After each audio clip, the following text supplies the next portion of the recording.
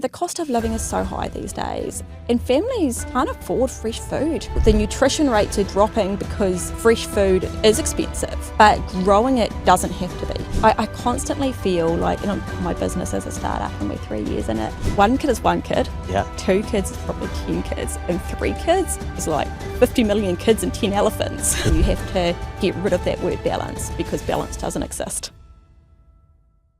She's got 3 kids and probably 30 businesses going on. Rita, it was good to sit down with you. I don't even know where to start with you, but I thought, therefore, what we should do is get you to tell us what you've done since you woke up this morning. Gosh. What time did you wake up to start with? I woke up at 4 a.m. Yeah. So we decided to drive up to Auckland today for the podcast. And when I say we, I took my husband and my 3 kids up with us. So Dave and I woke up at 4 a.m, fed the lambs, fed the calves, got on the road. Then I drove up to the factory, checked on a bit of... What's the factory? So Dave and I have a wool business called Sustaina Grow. And the factory is based in Tipoi, what manufactures our wool. So we went up there and got it, checked in a few products, checked in the line that we're getting done at the moment. What time would that have been roughly? I think we got to Tipoi about 7:50 a.m. 7:50 a.m. I'm very lucky the production manager is happy to meet me on site at any time.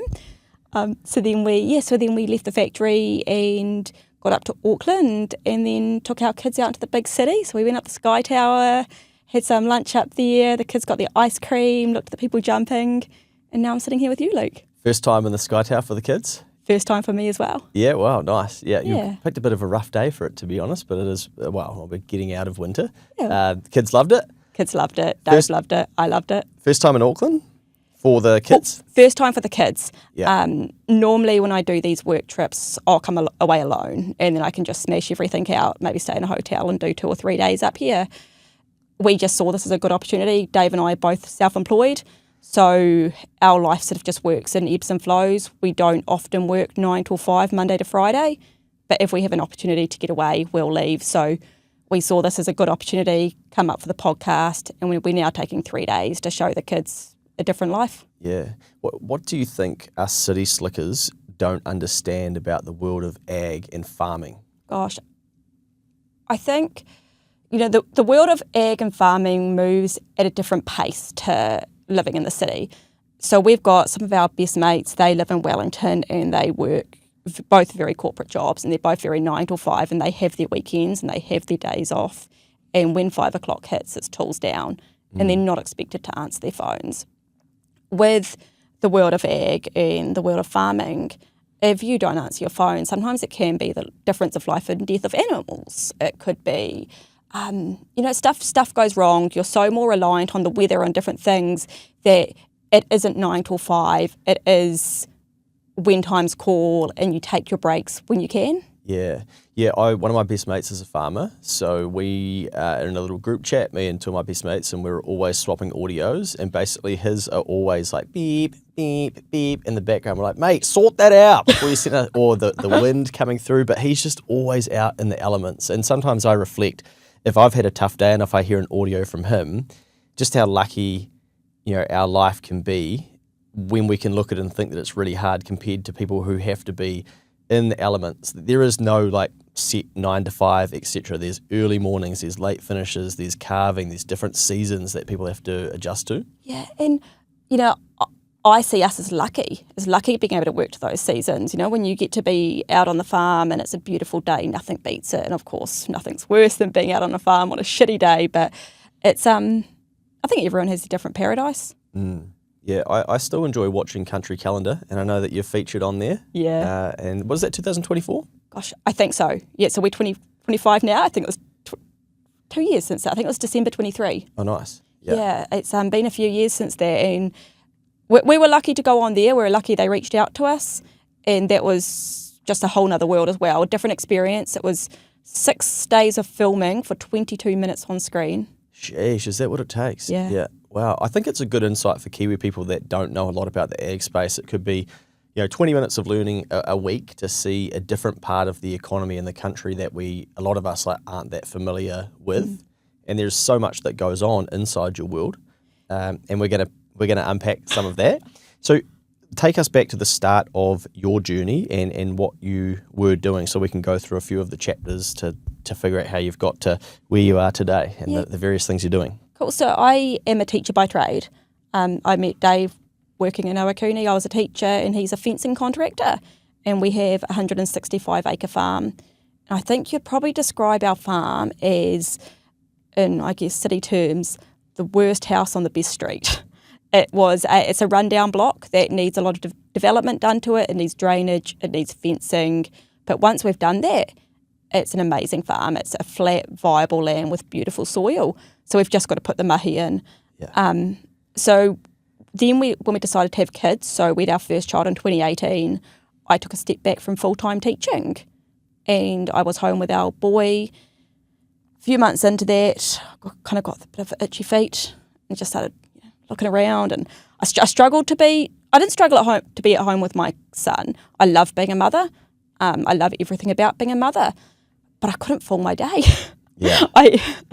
Once I got him to sleep, there wasn't a lot to do, and there's only so much cleaning you can do. So I started just gardening all the time, getting into the garden and growing our own food. And both Dave and I are quite self-sufficient focused. So we have most of our own meat except for white meat, and we grow all our own veggies. So I was in the garden all the time, and it was just something that I could do productive with my kid. And I'm one of those people who struggle to do things halfway. So I was that person that had 3 children under 3. Wow. So in that 3 years that we had the kids, the really young kids, we had 3 children under 3. I was changing 3 nappies at once. Start with Maddox, Lincoln, then Maisie, and carry on. But again, I still couldn't fool my days. And so I was in the garden all the time, and I went back relief teaching. And sometimes I had the kid in the class with me. We do live in an area at that point in time, they were screaming out for relief teachers. So the principal didn't mind me relief teaching with a baby in the front pack. And I did that more out of a favour to the school than because we probably needed it. The economy was good at the time, and Dave was pulling in a good wage from fencing. We also have a firewood contracting business, and we have the farm. So that was, life was pretty good in those first few years. Then what happened? Gosh, I had Maisie, and I was, again, it was coming back to that thing, I was gardening all the time with the kids. And the more I garden with the kids, the more I saw plastic in the garden industry. But also I started to run out of time, because at that point I was now relief teaching and I was helping Dave on the farm, and the kids started walking. So I started to run out of time, and I was thinking, there's 2 problems in gardening that I could identify, and one was plastic and one was weeds. Gardening's fun, but pulling out weeds isn't. And so we started dabbling with using the wool from our wool shed in our garden, and it was working great. And it was suppressing the weeds, it was enriching the soil, the worms loved it. But when you use wool from your farm in the garden, you bring in all the viable seeds. So all the stinging nettle from the farm, all the dock, all the grass seed that comes off the sheep's fleece, and you introduce it to your garden. So while you are fixing a problem, you are also introducing problems. So it got me thinking, and I was just thinking, and I came up with the idea of making a wool product once the viable seed's been removed for the garden that suppresses the weeds, that can eliminate plastic. So can we make a weed matting that would eliminate plastic? Can we suppress the weeds? And how do we bring that convenience to the people? And the bigger the problem, the bigger the opportunity. So the more I looked at it, I just kept on thinking, and I realised that if we can replace plastic with wool, and then convenience for connection, so connect people back to growing, then I thought we had a viable business. Then we could make something work. So then I started dabbling in business in my first year. Maisie was 9 months, so she's our youngest. So we still had, 3 under 4 at this stage. And that's when sort of my business journey started into, business ownership. Obviously, we had the fencing and the farm, and we had the firewood business still. And at that point, so we self-funded Sustaina Grow. Yeah. And so it wasn't bringing any money in at first. And my husband would kind of grudgingly say to me, babe, we've got enough on our plate. Like, our plates are full. I believe in you, but do we need to be adding something to our plate? And I was like, just trust the process. Yeah. I didn't know the process. None of us do. We just say it. Yeah. I chucked the business on Instagram. So I created a little Squarespace website, chucked it online, put some products up for sale, and people bought. And I was like, oh. How did that make you feel? You know, I still remember the very first person who bought who wasn't someone I knew. Yeah. And you know what? I still hold on to that feeling. Did you then like search them, being like, I wonder how they know? Like, I wonder if I did. Yeah. I traced it right back. Yeah. And that's, I guess, that's probably the point in time where the obsession started. And I probably do have a little bit of a problem with obsession in business. We've since changed as the business has grown from Squarespace to a Shopify platform, and that can give you crazy analytics for business. Yeah. And I get a little bit addicted to watching those analytics. What time of today, since 4:30 a.m. when you got up, or if it was 4 a.m, I think you might have said. Yeah, 4. How long did it take for you to check the analytics? I've checked it 4 times. 4 times today. What's the time now? 1:30? It's 1:52. Yeah, 4 times. And you've been on here for 20, so you so between 4 and 1:30, 4 times. Okay, yeah. And what is it about the analytics that you love? Like some people get immune to it and they go, I don't really need to see. It's like, the dopamine rush runs out of the ping. It's not the dopamine of the money coming in. It's not about that. It's I guess it's watching the funnels of where the sales come from. Yeah. And seeing what we're doing. Are we doing things right? I've recently got Dave onto Instagram, and I'm getting him to do a bit of the ads for me. And there's this crazy thing with the analytics that when I do a reel and when I do an ad, it's like a nice steady graph, and it goes and it works. And when Dave does one, it goes like this. Yeah. And I'm like, just those things fascinate me, that human behaviour, like why people connect to different things, and how can we connect people to growing, and we can figure that out through watching their analytics. Yeah, Josh, who does the editing for this pod, and he's sitting in the background right now making sure that this actually works properly, was telling me this morning that even for Keep the Change, if it's a photo of me, it'll get more likes from the followers, but it won't go very far to non-followers. If the content isn't about me, but is about things that are helpful, or like a New Zealand $5 note, for instance, may get less likes, but it'll probably go further to non-followers, because I guess it makes sense. Why would a non-follower, who doesn't recognise me, they're not going to care about how I paid off my credit card, made $100,000, whatever, right? So yeah, you do. It's never-ending business, right? And understanding the space. I constantly feel like, my business is a startup and we're 3 years in it, but I constantly feel like every day is in the startup. You're learning something new every day, and I think that's what amazes me about the analytics as well, is that you can take one tiny bit of information from those analytics and go down a deep rabbit hole on how to improve and what to learn and where to take it. Too many of us signed up to a Kiwi Saver plan without much thought. And signing up is great, but if you've never got advice before, you could be missing out. Your Kiwi Saver account could become one of your biggest assets over your lifetime. That's why getting expert advice early and ensuring you're in the right fund is so worthwhile. Generate have a team of Kiwi Saver advisors available to help. Head to generatekiwisaver.co.nz/change to book a no obligation meeting. They can even come to you. A copy of the product disclosure statement is available at generatekiwisaver.co.nz. The issuer of the scheme is Generate Investment Management Limited, and of course, past performance does not guarantee future returns.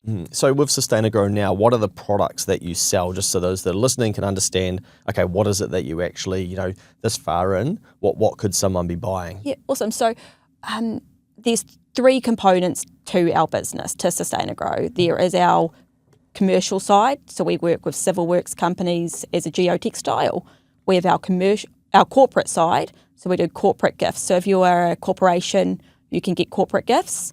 And then we have our home garden side, and our home garden side is probably the biggest, at the moment, the biggest element to our business. And the home garden side is, so we do different packs, seasonal packs to help you grow. So during the winter, we sold our garlic grow pack. And so with that, you got the wall matting with pre-punched planting holes. So it showed you where to plant, and you got the garlic with it, and then it had the wool. So effectively it was paint by numbers for gardening. So you could plant your garlic in the wool in the garden bed. You didn't have to worry about weeding. You didn't really have to worry about too much watering, because the wool holds the moisture retention, and you could walk away 7 months later or whatever, come back and your garlic's growing. So we make gardening convenient for people. We make growing your food convenient for people, and we make it easy. You don't need to have a green finger to grow when you grow with our products because, again, it's paint by numbers. So at the moment, our highest selling product is our strawberry grow pack. So each pack we do seasonally. Once it's no longer that season to grow, we'll pull from our website just because we don't want to give people any false illusions that they may have success. Like, we set you up for success. So the strawberry grow mat will come to its end in the next few weeks. And so that, again, is it's got your pre-spaced holes for planting, to plant your strawberry plants and walk away. It's like garden and walk away, spray and walk away. Yeah. Wow. We've just released our tomato grow pack, and my favourite one at the moment we've just released is our snack pack. That one was inspired by my kids. So in it you get your seeds for cherry tomatoes, sugar peas and crunchy cucumbers. You also get the wool, the pre-spaced planting holes. So it's like your snack garden aisle for the supermarket. You can just walk into your garden and pull it out and snack, and you don't have to worry about weeding or watering, and the wool does the heavy lifting. And is the vision behind those types of products that people can learn more about planting themselves and then they can become more self-sufficient? Yeah, the products I release are just the ones that I love. I love snacks, and I love tomatoes, and I love strawberries, I love gardening. So I kind of think if I love it, hopefully other people do. And then, it makes growing your own food convenient and easy for people. I hate going to the supermarket, and the cost of living is so high these days, and families can't afford fresh food. The nutrition rates are dropping because fresh food is expensive, but growing it doesn't have to be. So if you could grow your own, and then all summer, imagine a snack aisle where the more you picked, the more it grew. So the more you took off the shelf, more came back. That's gardening. Isn't that cool? Yeah, nice. What are some tips for people to be able to plant cheaper and provide for themselves if they want to get into that space? I hate saying this, but get on social media. There's just a world of information there. Don't fumble through blind. Get on there. You can follow me if you like. But there's just so much information on there, and so many people willing to share information, willing to tell you when to grow, when to plant. Don't just assume and go into Mega Mitre 10, and if it's on the shelf, buy it, because sometimes things are on the shelf that shouldn't be there. It's not seasonal. Get online, see what people are growing, see what people are doing, set yourself up for a success, and just follow the pros. Nice. Yeah, that's something I'd do. I'd get a feijoa tree just because I like feijoas, and then be like, why isn't this growing? Yeah, because you planted it in the middle of summer, not autumn. And I planted it in my lounge in my apartment, and it's 25 degrees. But hey, let's go back to the corporate and the commercial. So the corporate, what are some examples of, I'm a corporate, say I'm coming to the website, I'm going to buy something. What am I buying? Yeah, cool. So I'll tell you a funny story. So we've got our corporate gift boxes are these really beautiful craft boxes, and corporates can brand them themselves. We've done a collaboration with Bailey's New Zealand, and we did one when Vodafone changed to One New Zealand. And that was in my first year of business, and it was my first big contract. And the product didn't actually exist. We weren't offering a corporate gift line. And it was as Cyclone Gabrielle hit, and Dave's a fencer, right? So farmers were like, they were up shit's creek. It was bad over there. So it was the one time in Dave's life he kind of said that, when there's an emergency happens and someone walks in and they're like, don't worry, I'm a doctor. Yeah. Dave said he got to Hawke's Bay and it was like, don't worry, I'm a fencer. So Dave headed over to Hawke's Bay to volunteer for 10 days, and he took a crew of about 10 guys with him, and they went over there. So I was solo parenting with 3 kids, and I was pretty new to this business thing, and I get this phone call, and I don't know how the people got my number, and I don't know why they thought I did corporate gifts, because at that point in time we only had our home garden range. And they rang me and they were like, hey, listen, we want those corporate gifts you offer.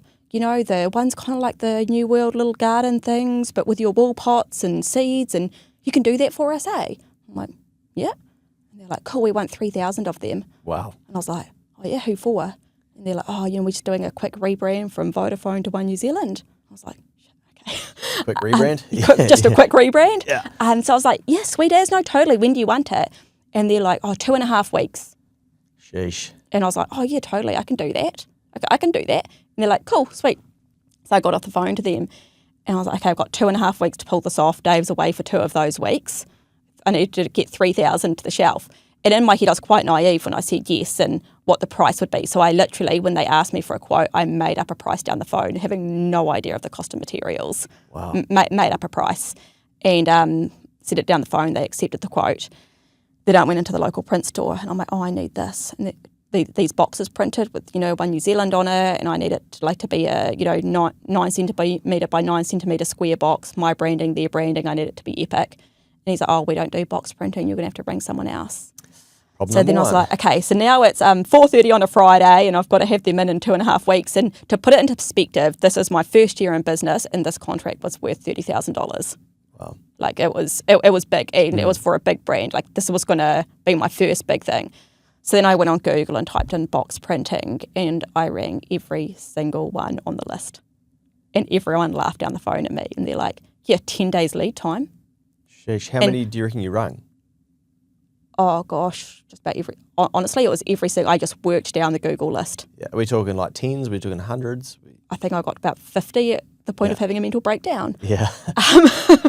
No, so I was ringing, and so to put it in perspective, our gift boxes, they are a little gift box with my branding and the company's branding. And on the inside, you get a wool pot, you get a soil palette, and you get seeds of your choice and growing instructions. So you just add water and you grow a plant in a wool pot that you can then put in the garden or in a pot on your patio in an apartment. And One New Zealand chose to do manuka and kowhai seeds. So you could grow your own native New Zealand tree in a wool pot and then either put it in a pot on your patio, you could put it in a community garden, you could put it in your own garden. And it was a beautiful gift to give. Yeah. So I started ringing around and all the box companies said no to me because they needed a 10-day lead time, but I needed it back within 5 days because I needed the boxes to me to then put all the wool pots in and the soil pellets and the seeds and then still have postage time to get it to One New Zealand. So it got to a bit of a point that I was like, gosh, okay, I'm now I've got to ring One New Zealand and say, no, I can't do this. Then I rang the last company on the list and it was CQ Printing down in Christchurch. And I rang and it was an American old guy and he's probably a Kiwi with an American accent. He's probably been here forever, but he answered and I ended up crying down the phone to him. I was like, man, because he said no to me. Yeah. And I was like, no, you can't say no. You've got to do this for me. Like, this is my big break in business. This is important to me. You've got to do it. And he laughed at me down the phone and I thought he was being rude. And then he just said to me, get the design to me by close of business today. That was in 20 minutes. The design didn't exist. Yeah. Get it to me by close of business today and I'll work the weekend for you. Wow. And he did that. And shout out CQ Printing in Christchurch. yeah, it was amazing. He did the printing for me. They got it to me in time. I pulled off the contract, and I've never gone anywhere else for my box printing since. It's and for that line of our products since because you can't beat their loyalty. It's just they came through for me when I really needed it. Yeah, and it was pretty cool. So that was the start of our corporate line. And from there, we've developed it further. So we do different options, different prices for different corporates. And it's quite cool working with them and connecting their clientele to growing. So do you have fixed corporate gifts or can a corporate come to you and say, hey, do you do these things? Yeah, so we do. Obviously, we have our fixed line. And that's a pretty set price that we can quote people on. It's pretty simple. Other times, corporates will come to us with a vision of what they want and we can help create that. Yeah. Okay, and then the commercial, I think I saw some builders using the wool on site. Yeah. Tradies are not normally very innovative. What are they up to with the wool?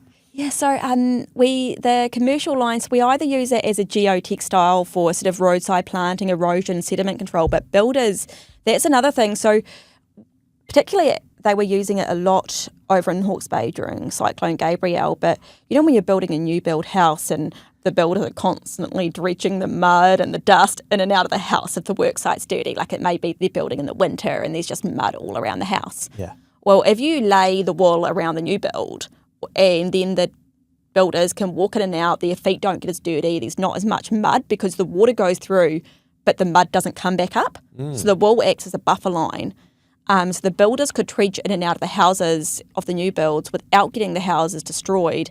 And then at the end of it, they could just drag the wool away once the new build's finished and just put it in the garden for the landscaping. Yeah, far out. Do Kiwi people not understand how versatile wool is, do you think? Yeah, it's, I'm a bit of a preacher when it comes to wool, so I've got to be careful. Wool is a super fibre. It's incredible. And even one of the builders who I got to trial it originally, he was super sceptical. He was like, oh, I did it to humour me. And he came back to me a few months later and he was like, you know what, I didn't really believe in the product. I used it to humour you, to put it around the house. And he said it was incredible. They ended up pulling it away from the house with a digger just because they had a little one there, save on manpower. Yeah, right. And he was just like, we pulled it away with the digger and it didn't once tear. So this is after months of building the house, Sheesh. men trudging over it constantly. They ripped it away from the dirt with the digger. It stayed in place and then put it in its for landscaping.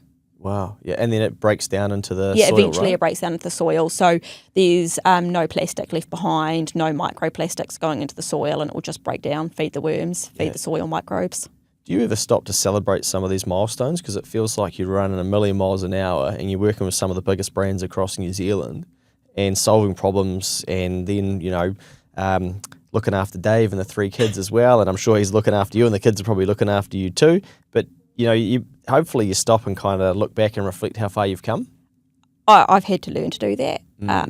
It's, the goalpost keeps changing. Yeah. And, what I was happy with a year ago is so different to what I'm happy with now. But I've got a lot of business mentors out there that I self-appointed them. They never asked to be. Yeah. But one of them is Dave's cousin, Ben, and him and his wife, they are both in business as well.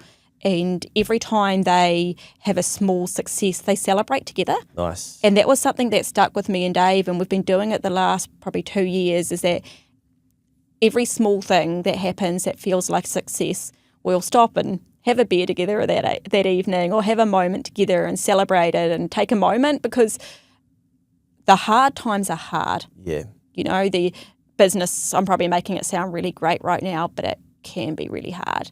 Like the lows are low, but the highs, nothing beats them. What about even, people who may not want to get into business, but they might be juggling 3 kids and that's enough for them? What can you teach us about, looking after 3 kids and looking after yourself? You have to look after yourself first. Dave and I wake up each morning at 5:30 and work out before the kids wake up. We do that 4 times a week. And if I don't do that, I can mentally feel it through the day. Yeah. I get snappier at the kids. I get snappier at Dave. You've got to take moments for yourself. When you have young kids, it's all-consuming. The job itself isn't hard, especially when they're young. Changing nappies, breastfeeding, all of that, it's not hard. It's constant. The hard part is that it doesn't stop, particularly if your baby doesn't sleep.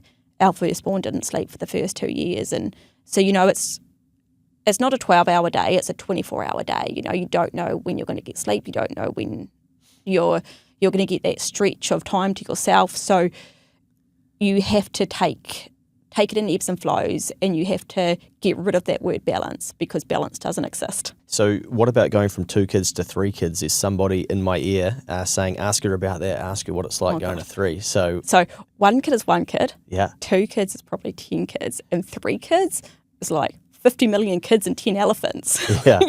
It's someone said to me, and it's stuck with me, having 3 kids, there's always something. One of them are always sick, or there's a sporting event, or there's always something with 3 kids. And you've just got to knock. I'm probably sometimes a bit too casual as a mum. If the kids are sick, they're just sick. You just deal with it. We went through a stage in our life, I think it was for the first few years of our kids as well, we had 4 helicopter rides in 3 years. Wow. With them being sick and needing to go to hospital, etc. 2 was Dave in hospital, and he ended up in the intensive care ward for nearly 3 months. Not the bloody firewood, was it? It was. It was? Or was it? Yeah. It was an accident that happened. And so when our second born was 2 weeks old, I then solo parented for around 3 months because we thought Dave was going to die. There's always something. Just casually thought Dave was going to die. Oh, yeah. So Dave and I in our business, we give back a lot, and just to different things and different, and somebody asked me why we do that so much. And when Dave was in hospital and we were at our lowest of lows, so this was before I started Sustaina Grow, and we were reliant on the income of the farm, the fencing and the firewood. And we had income protection insurance, but that doesn't kick in for 3 months. And we've learned a bit now about insurance and making sure you have the right cover. But so Dave was in hospital, and because I hadn't been working, I didn't get the maternity leave for the second child. And so we didn't have any income coming in. Dave was in hospital, we were self-employed, no income was coming in. ACC was starting to kick in, but that barely covered the mortgage and cost of living. And we were at our lowest of low at this point, and Dave was in the Wellington Hospital, so we're based in Owakuni. So I was staying with his grandma about Paraparaumu, about an hour out of the hospital, and then I was trying to deal with that with 2 under 2, getting into hospital to visit Dave back and forth, and we were at our lowest. And one day I was sitting at his hospital bed and this nurse came up to us and she was like, hey, listen, someone's checked out of the hospital early. Like, her husband had a great recovery, they've left early, but she's actually prepaid for the hotel across the road for a few weeks. I think it was till the end of the month. And instead of getting a refund, she wanted us to gift it forward to someone. Wow. Love that shit, eh? And you know what? Dave and I were at our lowest point that we could have been at. And all of a sudden, I didn't have to worry about driving. I didn't have to worry about the cost of parking. I had 2 kids, so I could get them to bed at night, be at the hospital near Dave if anything happened. I could be his advocate. You know, I could always be there, walk over from the hospital to the hotel room for sleep breaks and all of that for the kids. And it changed our entire perspective on giving back in business, that business isn't just for your own gain. And I think that's why I prefer business to teaching. Because at the end of the day of teaching, you're spent, you're giving all day. And you can't pour from an empty cup. But with business, you know, your cup's constantly getting filled and you can give back more. There's multiple different ways to do it, right? Yeah. Yeah. Well, that's powerful. Do you think that family know the difference that they've had on you? No, she never wanted to be named. Yeah. So, like, I'm eternally grateful to this lady. I have no idea who she is. But she changed our life and she changed our outlook, you know? Yeah, and that improves the country. Yeah. Hey, good reminder for all of us to be finding ways to give back. You know, I think it's so important. And I think it's hard to do at the moment because the economy's grindy and it's coming at us. But yeah, I don't know, there's something about giving, right? I just think it's so powerful and there's so many cool stories of people doing a little bit extra and it going a long way. Yeah, and you know, if everyone just does a little thing, and it doesn't matter how big or little you have to give, you know, giving doesn't have to be monetary. It could be time. Yep. You can give in so many different ways. Yeah, awesome. Most Kiwi don't have a financial plan, they have a she'll be right mate attitude. Amy from Leverage is helping KTC listeners change that. If you're needing direction, clarity, or wondering what your next financial move should be, then book a call with Amy or download her free DIY financial plan to freedom. To do that, visit financialplan.co.nz. Does having that many kids build up your resilience to then deal with things in other areas of your life, do you think? Yes. Yeah. Short answer, yes, it does. Yeah. So it makes things, because I'm just thinking there'll be people who, like, you're in a season where you're doing both alongside each other, right? And you were willing to dive in both, you know, full in, right? We're not dipping the toe in, we're in head first, as a good mate of mine would say. But for some people, they'll be going, oh, I can't get to all of that yet because I've got 3 kids and they're the priority, or they've got 1, they've got 2, you know. But is there a lesson for us there that actually through that period we're building up some resilience that's going to become incredibly helpful for another season of your life? And that's it. You do need to build up resilience. And having kids doesn't stop you from doing anything. You know, it's really healthy for your children to see you work. We, for example, we've taken our kids up to Auckland, and Luke, you let them come in the podcast studio. You know, if I hadn't started this business, our kids would have never have been exposed to that. You know, you had a cool chat with our kids about the money they're saving for the calves, and how cool is it that they get to be exposed to this. So I don't think people should let parenting or work life stop them from having children, or parenting stop them from having business. You can do it all, and you can do it all at once. It just looks different. Yeah, it's pretty cool. You know, your kids were, they gave mum a kiss before they left, and, you know, wishing you good luck with the podcast as well. You're obviously a really tight unit, which is awesome to see. You know what? Dave's incredibly supportive, and one big thing in our business that we've learned is that to be in business, you can't have an ego. You know, you've just got to do the job at hand. So sometimes Dave has to be the sole parent. He's out in the Auckland streets as sole parent right now, and sometimes I have to be. Sometimes, you know, you have to sweep the floors. Sometimes you're on the tools. You've got to remove the ego from business, I reckon, to do it successfully. Yeah, nice. Yeah. And if we go back before Sustaina Growth and, teaching and earlier parts of your life, have you always been someone who's like really go-getter, full-on, obsessive even? I definitely, that word obsessive, I can get. You probably, used it first, so because some people get offended by that word by the seams, but do you remember that podcast you did, the hunting season? yes. Yeah, so that kind of it put it in perspective for me, and it allowed me to realise that it's okay to be obsessive about things. And so, I probably have always been a bit obsessive about things. I got real into travel in my early 20s and just wanted to see so many different things. And then when I was teaching, it was all about like I wanted to climb the ladder. Now with business, I absolutely love it. And I probably have lost some friends along the way doing it and had to get, you end up with priorities. And I always think everyone's busy. We've just got to set our priorities. And so mine are my husband, my kids, those, if you've got balls in the air juggling, those are two that I'd never allow to drop.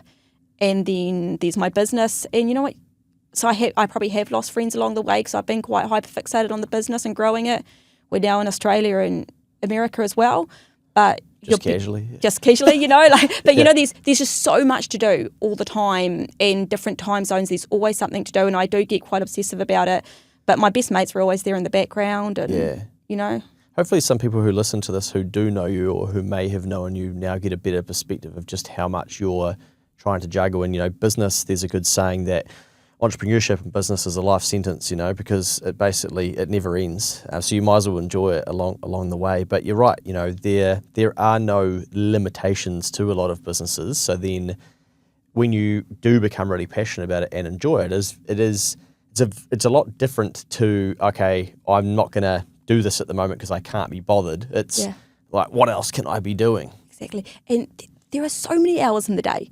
There are so many hours in the day to do different things. And, as long as you get your 6 to 8 hours sleep, and there's so much time to do all the fun things and all the adventures.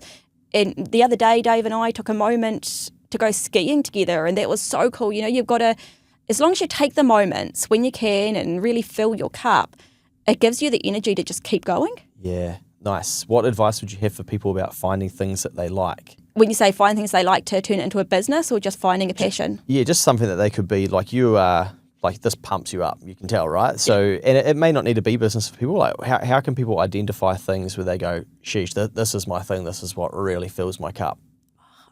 You just get that feeling, don't you? You do something and you go and you're smiling. And I think that's a big thing, is sometimes we get so fixated and worrying about what we look like and all of that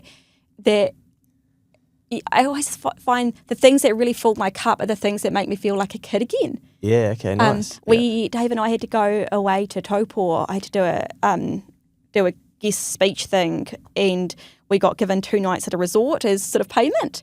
And it was our first time away from the kids, and we hired some e-bikes, and we were biking along, and I said to Dave, I feel like a kid. I feel so, the wind was in our ear and it was so good. I was like, we need to be doing more of this. And I think that's it, is that you've got to find the things that bring you back to that joy. That's really interesting, because David Neathia, who was on the pod, he swore 648 times, so much so that, it was obviously way worse than what I normally am. So we had to beep it all out. But a big part of his teaching in that was the same sort of thing of basically how we go through this journey, and we become kind of hygienic adults, and like sanitize is probably a better word, and just boring, and we've got to try and find that child again, and be curious by everything and excited by things, and that's where life starts again. Yeah, and honestly, I'd recommend to people that if you want to get curious and remove the sanitization stuff from your life, get in the garden and get growing. Like, get your hands dirty. There's a lot of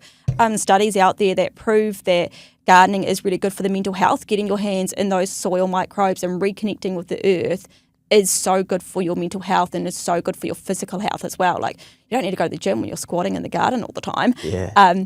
But it's so good for you. And when you're again gardening with wool, you're only touching natural fibres, and all of that connectivity to the earth is so good for you and so good for you mentally.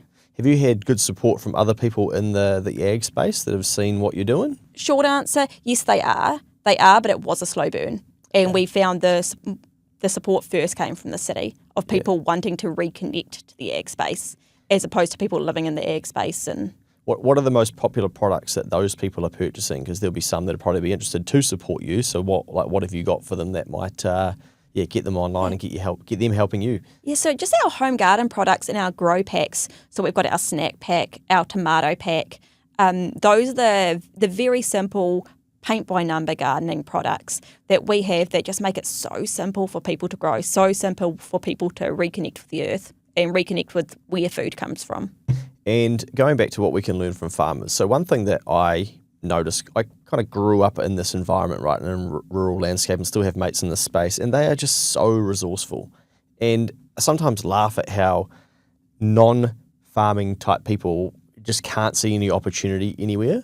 Whereas you talk to a farmer and they'll be like, oh, so we did milking, and then after milking, then we started doing some firewood, and then, old mate wondered, could I give him a hand on his farm? And so we're doing a bit of like contracting on the side as well. And then we've got the calves, and they're just like listing out all of these income streams. You talk to a Kiwi person, they're like, there's the only way to make money is this, and that's it. Like you don't understand. You think, wow. Well, I think often when I talk to people in the city, there's that sentence like, oh, there's a guy for that. Like I got the guy in to do this, and I got the guy in to do that.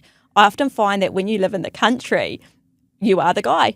Yeah. You are the guy for that. And I think people are living in the country are a lot more resourceful, and sometimes it's not necessarily because they're cut from a different cloth, it's because they don't have the access to it. Like we can't just go into a Mega Mitre 10. We can't just ring different professions because they don't always exist where you live. So you've got to become the guy for that. And that forces you to get resourceful. So a lot of my products and my staff and my husband sometimes hate me for it is that I'm often described as a hurricane. So I just come in and I cause a big mess, and I come up with a new product idea, and I'll be like, cool, I'm releasing it on the website tomorrow. You guys better figure it out. Wow. And so Dave's like cursing me, and he's coming up with a new jig and a new press. So everything we've done in our business, it didn't exist. So Dave made me my own wool press, but custom for our type of products, because there's wool presses out there for raw wool, but not the wool I do. So he had to custom make me my own wool press and weld it, and he's not an engineer, he's a farmer, he's a fencer. And he's had to, for all our pre-punched planting holes, like clicker presses exist, but not for what I'm doing. So I had to make my own sort of press. And when I say I had to make it, I had to give the challenge to Dave to make it. And then I just put it online. So I think, people living in the country just have to be a bit more resourceful because the resources aren't always there for them to call the guy.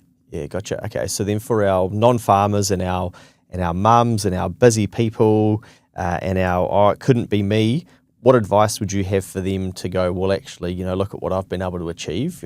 How could they get moving in the right direction if they desire to do something a bit extra? I think you need to look at people and go, they can do it. Why can't I? Like, we can all do it. You can all do it. No one's more special than you for why they're doing something. They're just doing it. Yeah. Like, action creates action. If you want to do something, if you want to become a runner, run 50 meters, walk 50 meters, and it'll get easier over time. And if you want to start a business, just start dabbling, create an Instagram page, create a social media presence or a LinkedIn presence, and just get posting. Nothing stops us from doing things, and there's so much is at our fingertips and so much is free. Social media is free. In LinkedIn, it's free. There's all this stuff that is so accessible for us. So it can be you. It can be anyone to start something, and having children shouldn't limit you, or having a business and not having children because you want to keep going with the business. That shouldn't be an excuse either. Have the child. Children are great. Nice. Just do it. Action. I think I like what you said earlier. You said the bigger the problem, the bigger the opportunity. Yeah. Imagine if more Kiwi people had that mindset or had that written, on a mirror, and they saw it every day. Like I see that all the time. I'm like, everywhere I look there's plastic, and particularly in the growing industry, I'm just looking. I'm like, oh, how can we replace that with wool? And I'm like, there's so much opportunity out there. Yeah. And so you just got to think about what's a problem you're facing at the moment, and can you fix it? Because there's so many problems that need to be fixed. So try and find something you're passionate about and that you can solve a problem. And if you've got the energy for it, a big problem, because there's probably more opportunity there. Exactly. And if the opportunity exists offshore as well, then you can charge in offshore dollars. Yeah. What was your first overseas sale like? How did that feel? So that was pretty exciting. And so it comes back to social media again. And I see social media as this necessary evil. I hate it in my personal life. Yeah. But for business, it's invaluable. And I got contacted by this influencer in the States, and she had 590,000 followers. And I think she's what you call a crunchy mum, super sustainable, super anti-plastic. And she just messaged me. She's like, want to do a collab? And that's all she wrote to me. And I'd followed this lady long before I started my business, and because she's an epic gardener. And I was like, oh gosh, I wonder if this is spam. Like, is this real? And I was just like, yeah, totally. Like, what do you want to do? And I said, I don't even know if my products can make it to the States. Like, let's just give it a go. So I sent it to Colorado, and that's where she lives. And it cost me, because I didn't, at that time, I was still sort of setting up the business and figuring out the best shipping. I think it cost me like $390 to send $30 worth of product to the States. But I was like, no, this is an opportunity. Like, I am going to risk this $390. Yeah. And so I sent it over to the States to her, and she got it. And she was just like, this is amazing. And she loved it. And she put it all over her Instagram to her 590 followers in the States. And 590,000. 590,000, sorry. 1,000 followers in the States. But her followers are also heavily international. So they're also in Europe, they're also New Zealand, Australia, they're everywhere. And it's all in my exact niche. So then all of a sudden, overnight, I think the sales blew up for the States, and I was not prepared for it. Yeah. So I think I broke even on all those sales because I had to top up the freight because I hadn't equipped the website to handle that.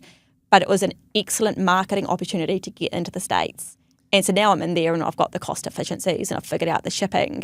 But I wore that cost to start off with, and it sucked a little bit. Yeah. But I think those are the times that you've got to see it as a marketing opportunity, and it's a great experience. And because of that, I've now got a connection in France that I'm doing a bit of a collab with, and it's led me to one in Australia as well, all through her. And she's actually just written a book in America now, and we're in that as well.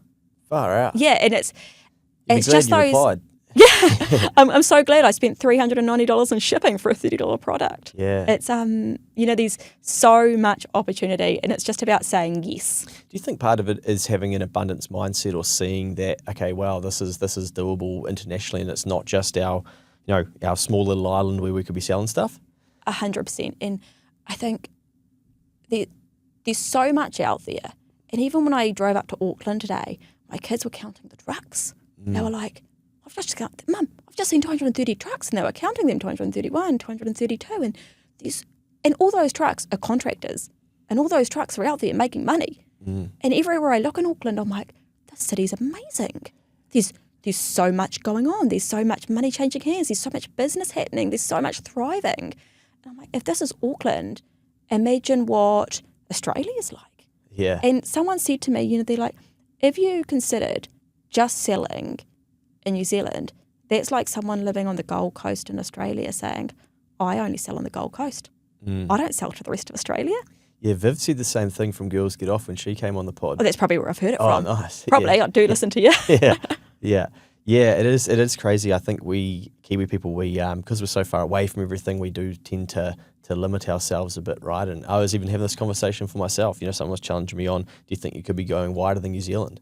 And really all that's stopping me is my belief that, it's specific to New Zealand, whether that's accounting or individual finance stuff, and actually me just going, oh, well, I'll give it a crack, and then growing it. And then also let's take that a step back and go, people say, oh, I can't do it because I live in Owakuni, I live in the regions. I'm like, well, we ship to America from Owakuni. Yeah, it probably does cost me a bit in freight, and I probably do need to find a third-party logistics in Auckland, but, I'll solve those problems as I go. Someone will be listening. Yeah, I'm sure so I do have problems to solve, but you've just got to get started, and you don't always make money at first. You've got to take a step sideways to take a step forward. Yeah. But it doesn't matter whether you live in Invercargill or Owakuni or Auckland. The world out there now is set up for e-commerce, and you can start a business from anywhere, and you can ship to anywhere. It's incredible. you've obviously got a real can-do attitude, and you've actually said a couple of times how you weren't prepared, and you've got big stories of success coming in your journey from not even being prepared and just winging it. I think a lot of people can't think like that. They need to be they need to have all of the information. Is there anything you can help people understand to break the back of that if they might be that way inclined? I think you need to stop overthinking things. I think, you get analysis paralysis, is that you just need to stop overthinking things. Things don't need to be perfect. Perfection is the opposite of done. And yes, we do need to sweat the small stuff. We do need to make sure things are done properly and make sure that customers are looked after. But perfection is the opposite of done. I did one product, and it was our brand new product, which I'm really proud of. It's called Seawool, and it's wool-infused seaweed pellets. And I was so excited by it. So excited that I designed all the packaging and I did all the proofing for all the boxes, and I thought I made it perfect, and spent like $4,000 on the first round of printing of boxes just as a trial, to get it out there, do the first 1,000 boxes and see if they sell.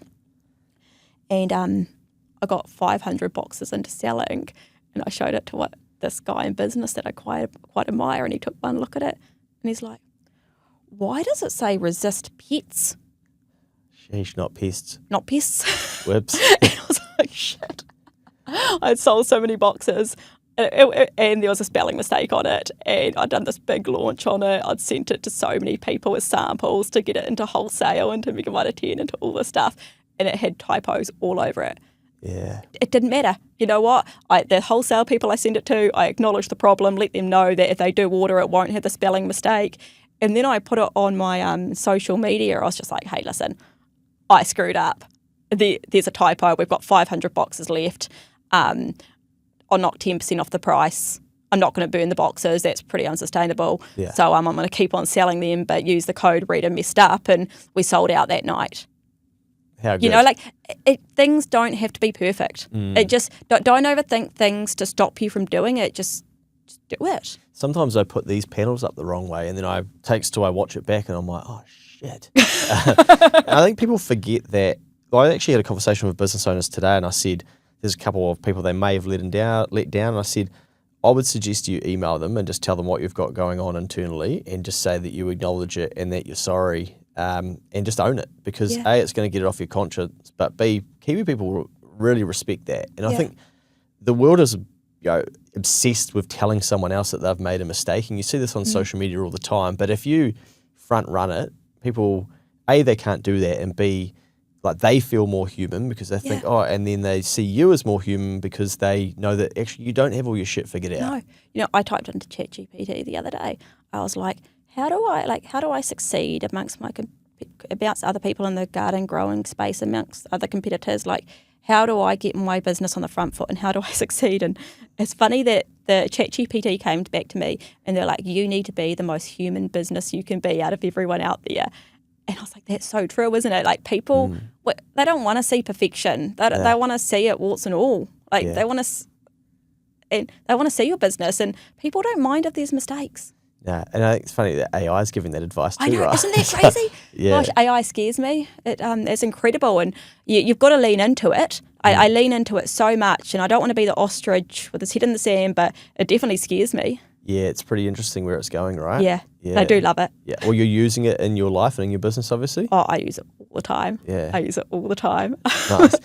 How do you avoid shiny objects then, given that it's probably easy for you to be, you must get people saying, oh, could you do this? And your brain would go, yeah, I can. But how do you stop and go, but should I? And that's a good question, because when I first started the business, I was yes to everything. Yeah. Everything was yes. Yeah. And it took me probably into year 2 that I realised that sometimes distraction is dressed up as opportunity. That's good. Sure, you've got some one-liners. Perfect is opposite of done.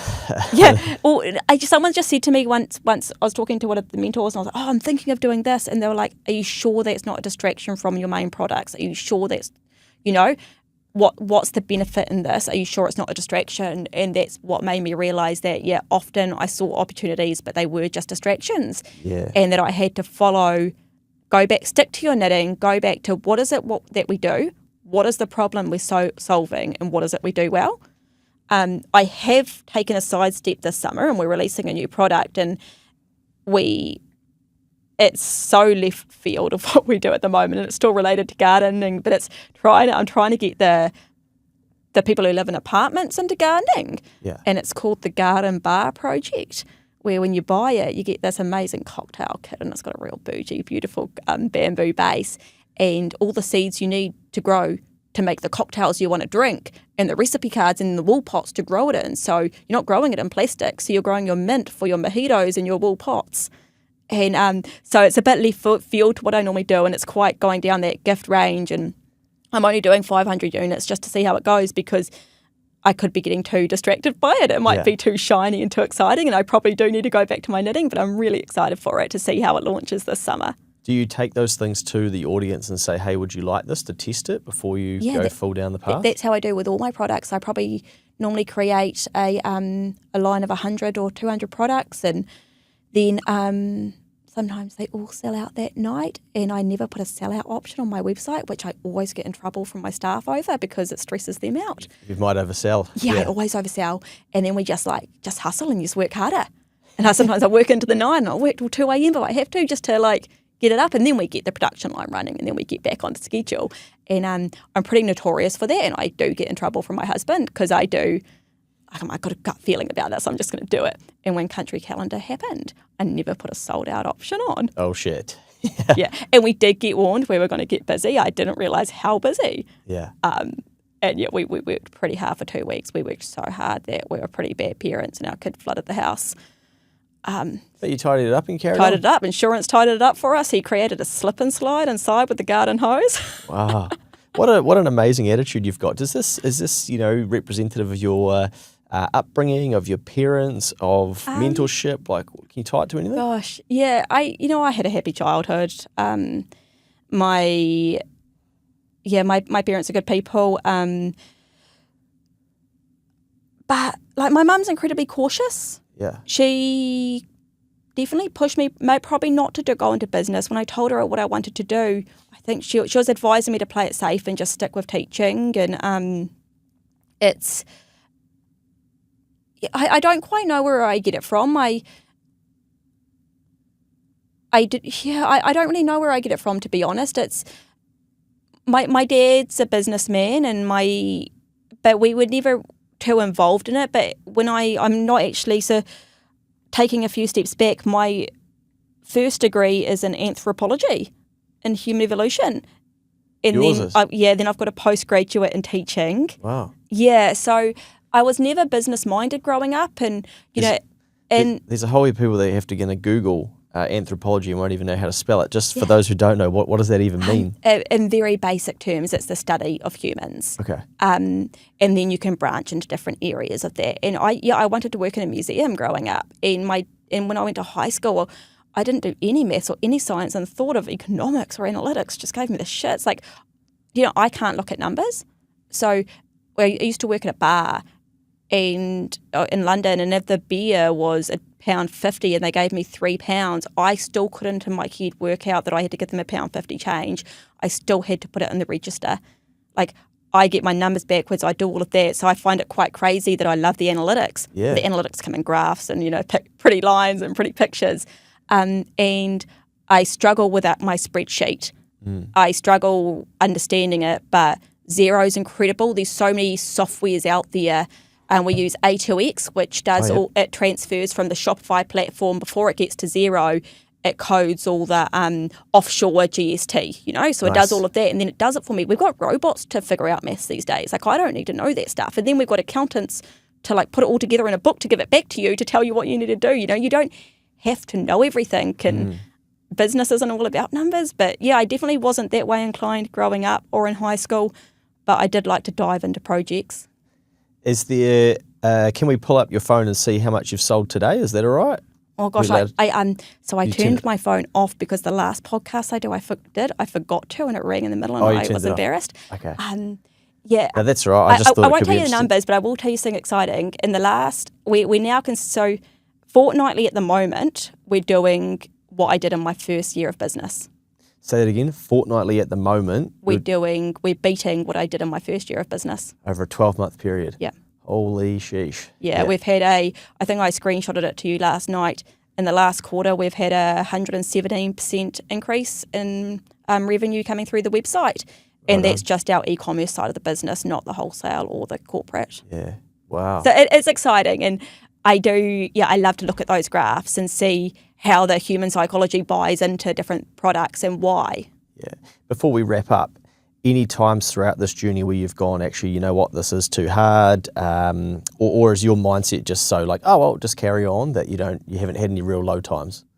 Oh, the low times exist for sure. Yeah. There has been times where I have burnt myself out, and it was only 3 weeks ago. You're gonna laugh at this. I laugh at it now. I went into the doctors thinking I was having a heart attack, but I was just having a panic attack. Sheesh. Yeah, it was my very first one. I've never had a panic attack before, but that was a compound of a lot of things. There was a lot going on, and it wasn't just business. Times are always going to be hard. There are always going to be hard times, and sometimes I worry. You don't know the good times are good till you're in the tough times. Yeah. And sometimes I'm like, gosh, are these the good times? And then one of Dave's other cousins, who I've self-appointed as a business mentor, Shane, so he owns Poppy's winery down in Martinborough. And I told him one day, I was like, I'm just getting a bit panicked about this. What do you think? And he's like, put on your big girl pants, suck it up. You don't have time for these emotions. Carry on. Wow. And I was like, okay, yeah, cool. And then I realised I was just being silly. Feelings matter, but sometimes I was just overthinking things, Things are tough, but the good times are good, and you just got to ride the hard times. So after that panic attack, has it slowed you down or made you think, okay, I need to look after this differently or eat this differently or exercise, like going back to what you talked about before? Yeah, 100%. And so what we have done, and what it was already on track, we've employed a new workshop manager. So at that point in time, I was still trying to be the workshop manager. I was still trying to be mum. I was still trying to wear all the hats. So now she starts on Monday. That will help me find that word balance again, Nice. and it was just a little hurdle I had to get through. And what's this that you've brought in so those that are watching will be This able is to for see? you, Luke. This is for you to grow your tomatoes at home. Oh, I'll be good at that, yeah. Yeah, so you could, if you're on a patio, you could just cut it up and put it into your pots. Yeah. So it's the tomato grow mat. It's got your wall mat, so you just plant into the pre-spaced planting holes. So again, paint by numbers. It's got your fertiliser in there to set you up for success. Oh, wow. And you can be eating sweet, juicy tomatoes all summer. There's a spelling mistake on there. No, thank you. That's awesome. Yeah, I'll give that to Taz and say, hey, you need to help me figure out how to use this. Where are you going with all of this? Do you know, or are you just in it and you're just loving it and it doesn't matter where you're going, just as long as you're growing? So I guess to a point, I'd like to get myself to the business running without Rita. I want Sustaina Grow to get to a point that it can run without me. And I think we're getting there. We're at the moment, we've gone away, and the only thing that's really pulling us back is the farm as opposed to Sustaina Grow, because the girls in the workshop are doing great. I probably won't even train Amy up on Monday. I think the girls will train her up. Brilliant. Yeah. I've got really good staff around me. So I think it's getting Sustaina Grow to a point that it runs without me. And then I'm on governance, and I can just do the product creation, the stuff that I absolutely love. I love creating products and solving problems and figuring that out. But also, I really want to focus on our Australian market a lot more. In our American market, I see so much potential at the moment. Like at the moment, we're only selling into Colorado, where that influencer was. Yeah. We have sold to a few other places. We did Alaska as well, but really sort of in the next year, focus on their offshore growth. Wicked. All right, so we need NZTE to get in touch with you, New Zealand Trade and Enterprise. Have you dealt with them at all? Not yet, no. They're a government agency or department. They're supposed to help Kiwi businesses export. Heard of them, haven't dabbled there yet. Okay, and then we need, did you say 3PL or a... Yeah, I need 3PL. So 3PL, I think there's even 4PL, 5PL, there's the IPL. And there's all the acronyms. You can't keep up. Anybody else? We need some customers to come check it out. And then what else? Anybody else? Any other problems we can solve? Gosh, I've got a million problems to solve. I bet. Let's just remove plastic from growing. Yeah, that's the overarching goal. Yeah. Well, you're doing an incredible job to help people be able to do that, and you are a great role model, I think, for a lot of people in New Zealand to understand that having a good attitude can take you so far, and you've got so many reasons and pressures on your time that you could easily say, I don't have the time, I don't want to. But you're obviously incredibly driven. I think we can all admire that. So thank you for giving up your time to come up to the Big Smoke today. Thanks, Luke. Appreciate it. And if people want to find you, what's the best way to do that? just on our website, just www.sustainagrow.co.nz. There we go. Just And Instagram as well. I think you got about Instagram, 7,000. Sustaina Grow, LinkedIn, Sustaina Grow. Yeah, they'll find you. Awesome. All right, well, all the best, and I'm sure people will keep a close eye on how you're getting Thanks on. for having us in Auckland, Luke. Thanks for listening to the podcast. As always, make sure you're taking action, and I would love to see you on the 5th of December at Keep the Change Unplugged. We're going to be kicking off around 6:30, but start rolling in from 6 p.m. It's only $26. It's in Takapuna. If you Google Keep the Change Unplugged, you'll find the Ticketmaster link. I'd love to see you there. Let's get inspired by some of these amazing guests that we've had throughout the year and get ourselves ready for an awesome 2026. Bring it on.